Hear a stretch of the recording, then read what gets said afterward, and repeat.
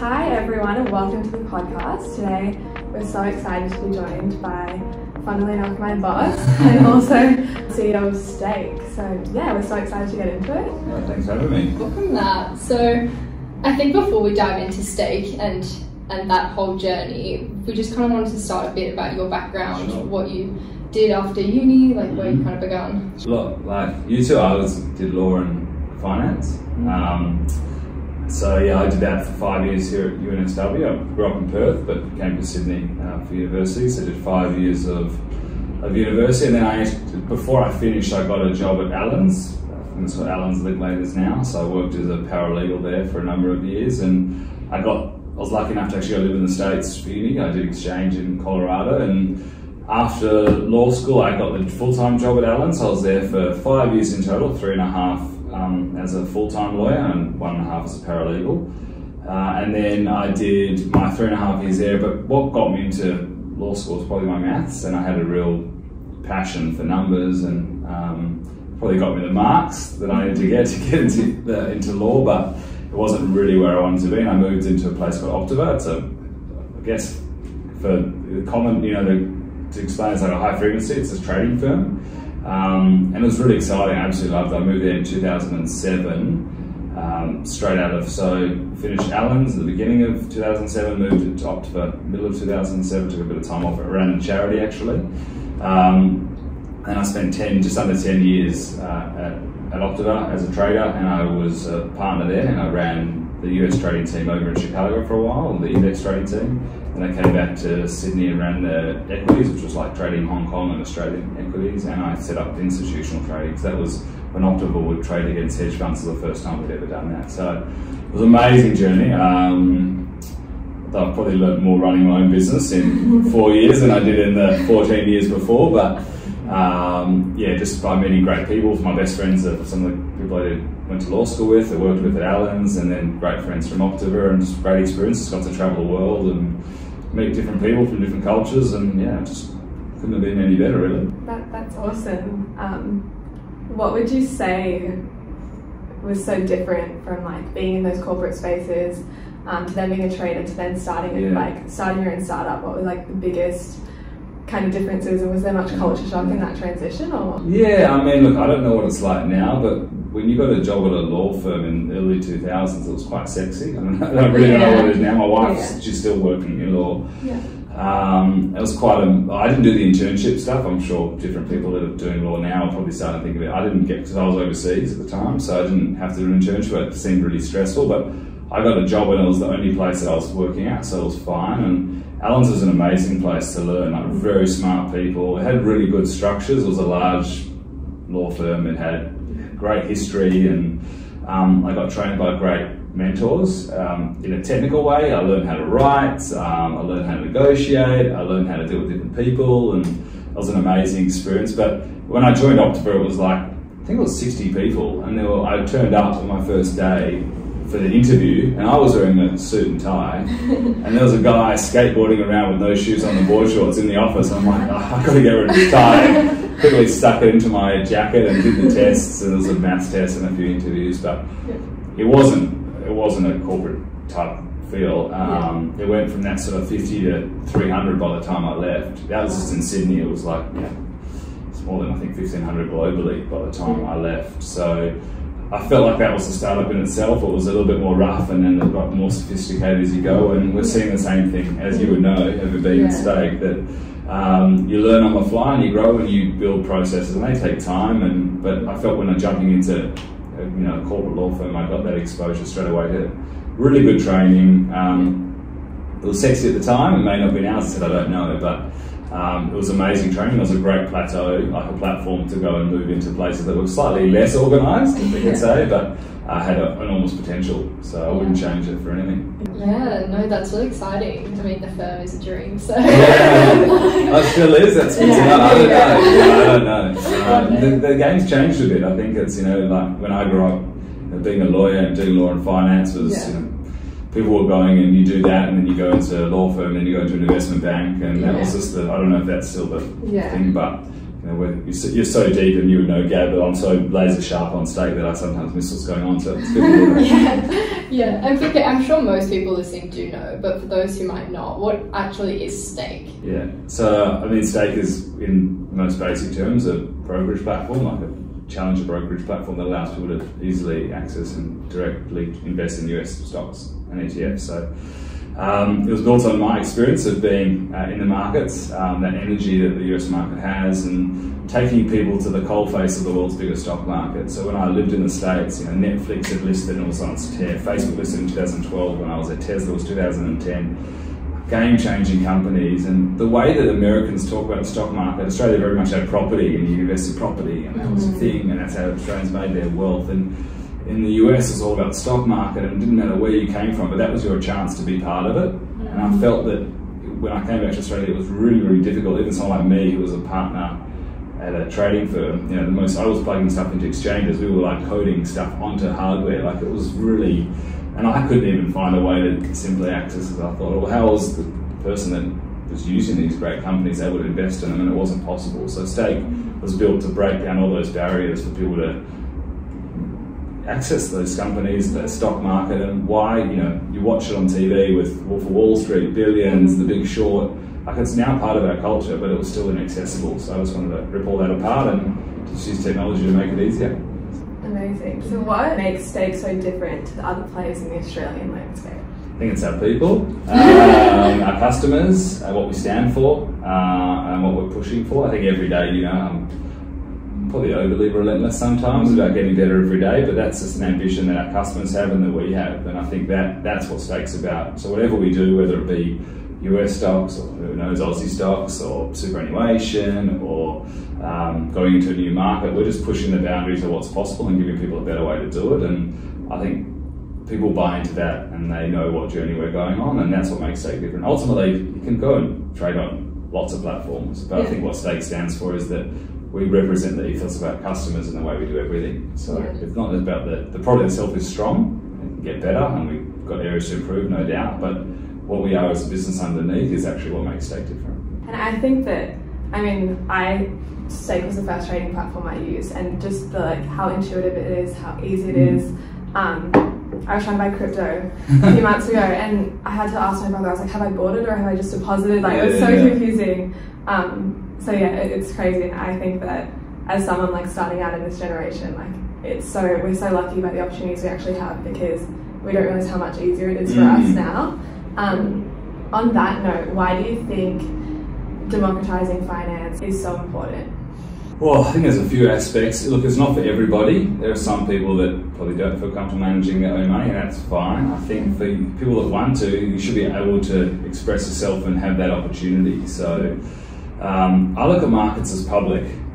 These are listed companies that they actually call public markets, but if you actually look at the way the technology was built and the way that it's successful, they actually haven't been public at all. It's been really hard. You've had to have a certain amount of assets to make it worth your while. But why should it be any different if you're, male, female, you got $50,000 or $50 million or $500 or $5,000? You should have a right to get your money to work for you and manage it yourself. And, I started when I was at university. I'm sure I was paying $20, $30 a trade back then for $500. But imagine how many other people are locked out of that opportunity purely because of the products out there. And technology allows us to break down those barriers. So, I really believe that people are smarter than the people they give their money to. I think that everyone's got an inherent ability to be great, and every expert was once a novice. So for me, it's about 75% of our customers have invested before. So we're not, I don't think we're revolutionary in any way. I think we've just made it easier and better. And those 25% new to market, if Stake is their first exposure to the stock market, amazing. There's an amazing journey ahead, and I'm just proud that we can provide that to them. Especially as more people are getting into investing, the amount of friends I have who are just coming to me and they're I'm hearing about this whole crypto and investing, where to begin. So I'm it's good that there is platforms and more services for people to begin that journey. What would you say the future of Stake is? I look at, and Gab will tell you, I've presented internally that I sort of see a world where people manage their own money in one spot. I don't think my generation and younger, which includes your generation, will actually really hand their money over to someone else to manage. I think we want to do everything ourselves. You don't get someone else to go to the gym for you to keep, you know, in shape. You do it yourself. There's something. It says something about you when you do things yourself. Yeah. And I think it's a confidence thing, but it actually breeds more confidence. And I want to provide people with the platform to do that, whether that be in crypto, whether that be managing their own superannuation, whether it be their own banking, their own budgeting. You know, we're not going to be everything to everybody, but for people that want to manage their own stuff and be the people that look after themselves going forward, and that sort of leader in their group, that's what Stake's building for, and that'd be multi-product, multi-asset. Yeah, definitely, especially as people becoming more financially literate and more people are realising that just having a regular 9-to-5 job won't really allow them, especially in places like Sydney, with the expenses of property and everything. Exactly. You do really need to find ways to make your money make money. I always tell the story, it's like you never read in the paper, you know, guy buys a waterfront, or girl buys a waterfront house in Point Piper working 9 to 5. Yeah. You're never going to see that in the newspaper. And like you two, you take a risk, you started something on your own, you just never know where it goes. It's the same with, you can't go do that with property. You can't walk up and be like, oh, I want to buy a house for $100.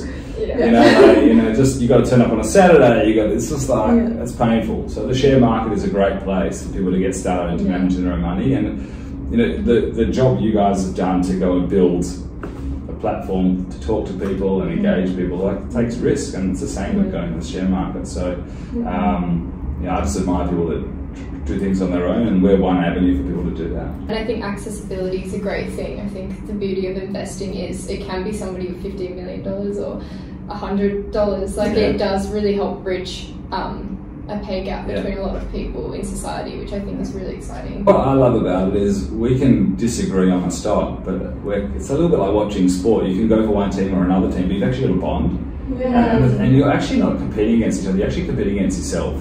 And so you're in that coliseum every day, and it's just that you're part of something, and you're listening to conversations. I'm sure just working here, just the way people talk about the stock market and ideas and leaders and global themes, politics, coronavirus, and you just feel like you're just stepping up into something a little bit bigger. And I think that's what makes the stock market for me so exciting. It's so dynamic.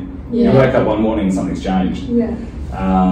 So it's definitely very engaging, and I think it says something about you as a person. I would really agree, because I think I came out of school, and I mean, I have older brothers interested in finance, but to me that was like maths and numbers, and I was much more of a humanities kid. And then when you actually look at it, it's like just a reflection of global happenings, and like I would hear talk in the office and like, oh, and then numbers are moving because this is happening, and it's it's something that you really can take from so many different angles. And I think in a lot of ways it's not like maths or science, it really is kind of like an art. The guy I worked with at Optiva in Chicago, he was I think the best trader I've ever met. He was a history major. Wow. Yeah, and he just saw things differently, and I think if you do, there's a million and one ways to do something, and the stock market has got so many different layers to it, and finance is so abstract that there's a million and one ways to find your niche in it, and it's definitely not a one size fits all. And that's what's so exciting. There's so many different players, and you can go to this part of the world and they think about it, but they're all engaged with that global thematic on a daily basis. And as I said, it's like everyone's following the same team in a same different way. Yeah, it's like as I started like trying to educate myself more in that sense, like even my boyfriend, I was kind of looking at his portfolio and what he was investing in, and some of the things were like different, like makeup companies and stuff, and I was like, hang on, like I'm aware of this, and there is like definitely niches for things that you understand beyond just like sometimes he comes to me with companies and I'm just like, I just cannot relate, like I don't understand this market, but there are markets that everybody can definitely understand more than they would assume. So my wife got me into Etsy. Probably know of Etsy. I remember she said, there's this amazing thing, it's for like crafts and one-offs and like more creators, and I looked at it and I'm like, how can this thing be worth, I think it was worth $1.8 billion at the time, and eBay was $50 billion. I'm like, these guys could never be lower than like $2 billion because someone else will buy them. And then Etsy just went, So she claims, she probably ended up spending it all on Etsy, but she earned it, so. No, that's awesome, and that's like a very cool thing about the American stock market too. It's actually brands you know. Yeah, that makes it more accessible, because I think the biggest gap we find from new to market is, okay, I want to get in the share market, but what do I buy? And we'll never be that role. Like, we don't have an opinion on what we buy. Like, if you want to go buy a cannabis stock, or you want to go buy, you know, as a technology stock, we want to buy an ETF. Like, that's not our decision. We just provide the access. But the US market offers that, you know, whether it be like a Tesla or an Etsy or an Amazon or an Apple, because you like the product. At least you sort of know what they're about. I think it gets a little bit harder in Australia. Obviously, there's the afterpay that people sort of understand. You hear about every day. It's the Telstras, but it's exciting. Yeah, and investing is such an onus on yourself, because like I always find like people who are really like educated and like studying finance and understand well, whenever I go to someone and be like, well, can you explain to me, or like, what's good to buy? They're always like, I don't know advising people. So it's like it's a big. You've got to take the time and the effort to really understand what you're getting yourself into. And that's why I think it's really important that you admire people that take risks.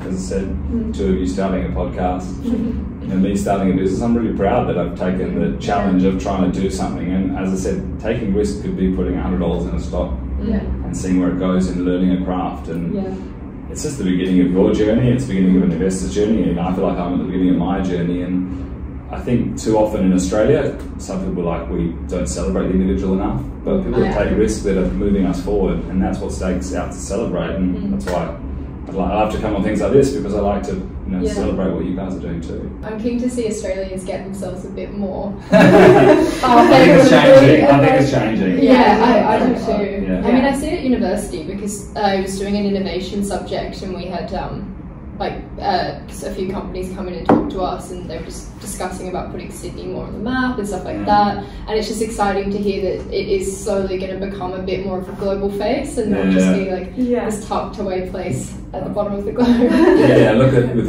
what's happened with coronavirus, the world's sort of a little bit like, wow, it's pretty amazing down there. And, Australia, we're really lucky. We've got amazing talent, education. And I think there's so much potential here, just the people, and we shouldn't be exporting them. We should be bringing more people here to celebrate that, and that's a bigger discussion. Say that for another time. In terms of stake, how has, it's grown rapidly over the past year, in 6 months. How have you handled such a rapidly changing business? Daily meditation is one thing. I actually wake up at about, the last few weeks I've been waking up at like 4:30. I don't get any time to myself anymore, so I've said, okay, alarm's going off at 4:30. My poor wife, she's like, I think alarm going off this morning, and I go get up on the rower, and I literally just smash out 2 kilometres, and then I go meditate. I brew a coffee, and I let it sit, and I go meditate for 8 minutes every day. I've had some time to myself, and then I actually feel like, okay, cool, I've won the day, and now I can go achieve and help. My role has shifted so much to be, you would know from the beginning, it was very much product and really in the details, and now it's about supporting great talent to go build great teams. So we've got teams within teams, which I'm really proud of, and we've got great people here, and you can't do it all yourself when we're at 50 people.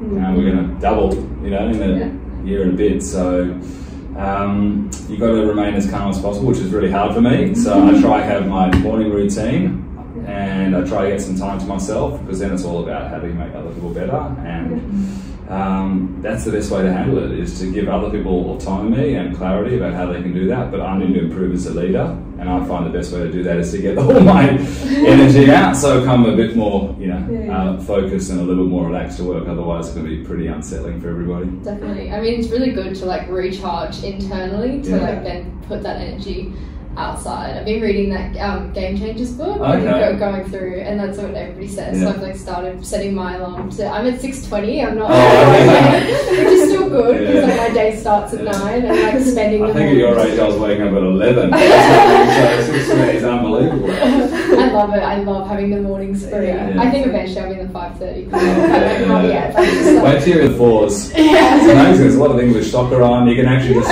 spend an hour. It's just, you need time to yourself, and when you get you humans, obviously you're born alone ultimately, you're born into this world by yourself, and I think it's important to have some alone time.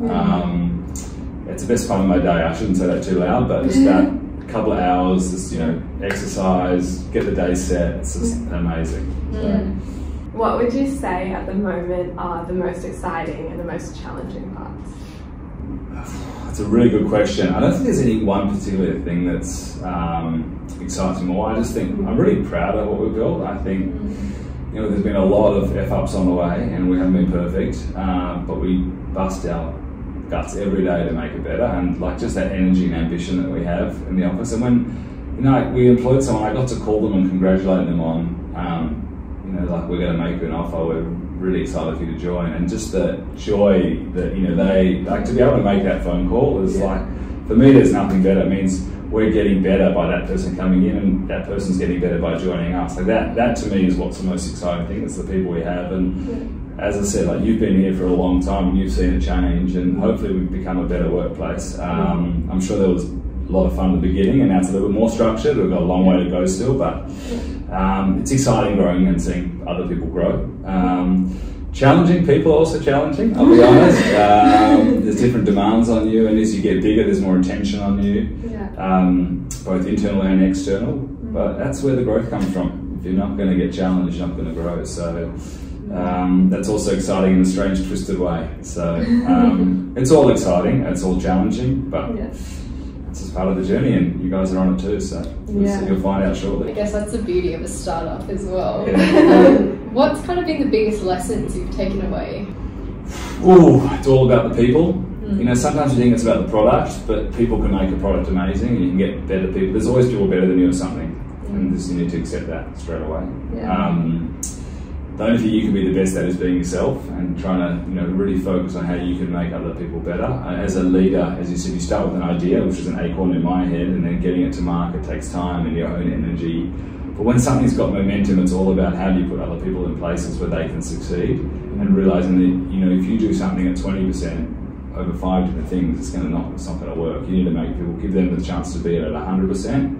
And you let them go and find the next person, do the next thing at 100%. So there are certain things I need to be in touch with, like whether it be on the legal side, on the regulatory side. I just need to be across it, but I can't be across everything. So the thing I've learned is get great people, give them the room, the clarity, what they need to deliver, and let them overachieve. And I think it's, you know, I think hopefully Gab will say that we're doing it better, and we've created a lot of room for people to grow, and we've got to keep doing it. That never ends. One thing that I'm interested in knowing, actually, who are your inspirations?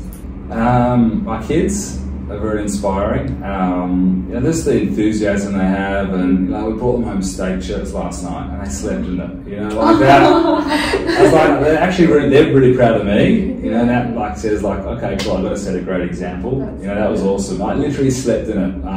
Sweet. When they woke up, they were like down to like, they were a little bit big, so they were extra smalls, but, you know, they're still pretty small.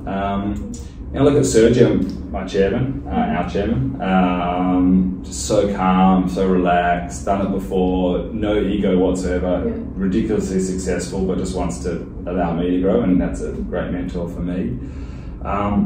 I look at sports people a lot. I love sport growing up. I don't know if Adrian's told you about my antics on the basketball court. I like to win. I play hard, I play to win.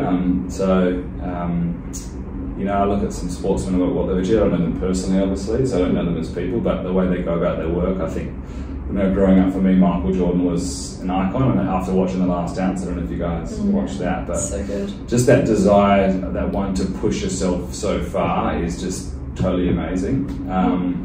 In business, I look at someone like Jeff Bezos, totally customer-centric, ran his own business his way, it represents him. I think he's done some amazing stuff, and he's changed the way retail's going to be done forever.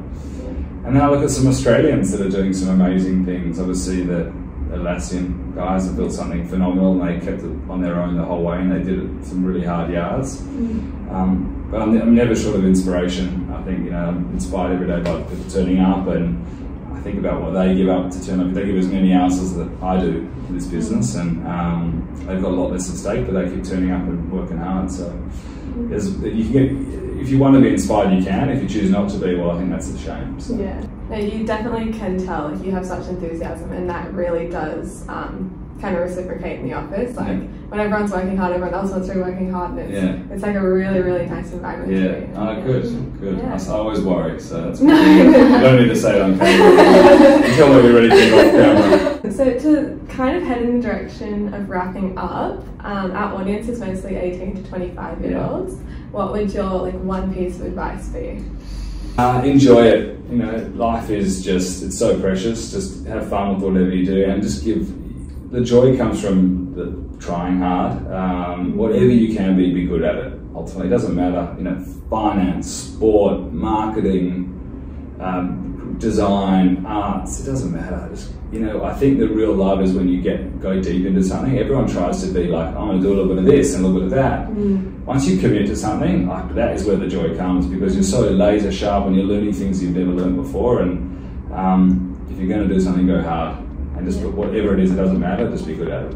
Or just try to be good at it. Thanks for having me. As I said, when I heard about the fact that you're doing it, I'm really proud of what you've done, the way you turn up here, and the fact you're doing this. I'm really proud of you. Well done.